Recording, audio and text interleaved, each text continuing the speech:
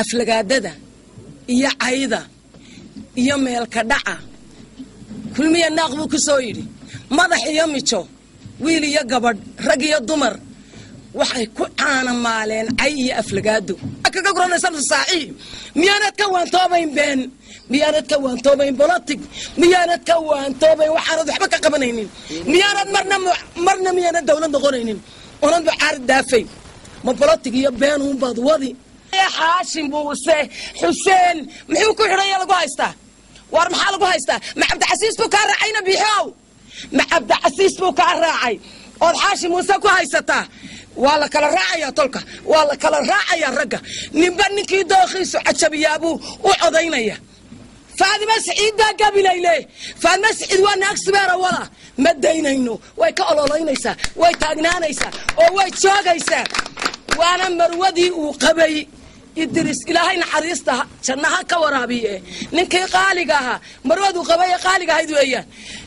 nin waliba halku isbugu wasiirka ugu yahay ayaanay reerkiisu ka tirsan yihiin ceebna geed dheer bay ka fuushay oo malaha ceeb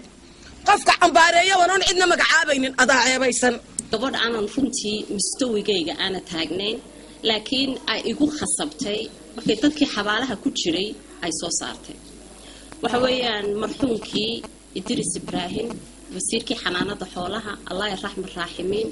ilaahay jannada ha ka waraabiyo isigii wixii muslim islaameed ah wuxuu sameeyay iyo wuxuu qabtay anigu halkan kama wada dhameystiri karaayo taa ummadda nabi maxamed oo dhanba wuxuu ahaa ninkii Somaliland oo kaliya ma ahay geeska Afrika xoolaha u furay Somaliland iyo geeska Afrika oo macjarba wuxuu yahay ana aqoon ninkii uu sameeyay buu ahaa ma adaa udub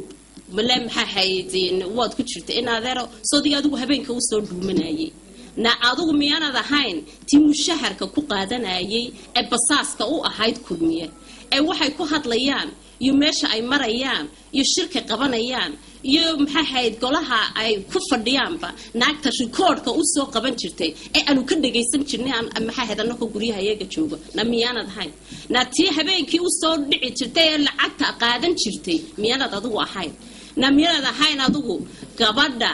dhaxda ka jabisay kulmiye waxaan u maleynayaa kulmiye sababta ay xilba ku siin waayeen basaasnimadaada aad udub u ahayd beenaadar ay ogaayeen